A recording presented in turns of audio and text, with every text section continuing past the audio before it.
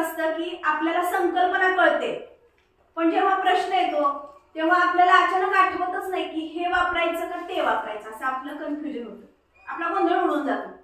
मग त्याच्यासाठी म्हणून क्लुप्ती उपयोगी पडते. मग क्लुप्ती अशी असावी की ती सुद्धा आपली लक्षात राहिली पाहिजे. अशीच क्लुप्ती मी काळ या शब्दांसाठी सांगणार आहे.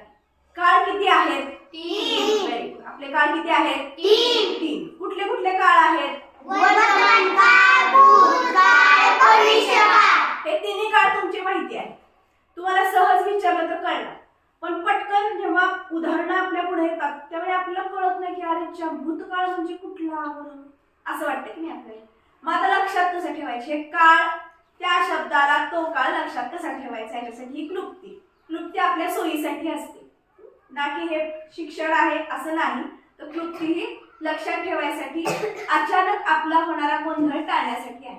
बघा, भूतकाळ, भूत माहितीये, भूत माहिती, भूत म्हणतो आपण माझ्या माग भूत लागले, माझ्या माग भूत लागले म्हणजे भूतकाळ. भूतकाळ मागचा काळ, भूतकाळ मागचा काळ. भूत शब्द लक्षात ठेवायचं. भूत आपण अंधारात चाललं की आपल्याला असं वाटतं की आपल्या मागच भूत आहे, अंधारात चाललं की आपल्याला वाटतं आपल्या मागच भूत आहे. मग आपण लक्षात ठेवायचं भूतकाळ, भूताचा काळ, भूतकाळ, मागचा काळ, मागचा काळ.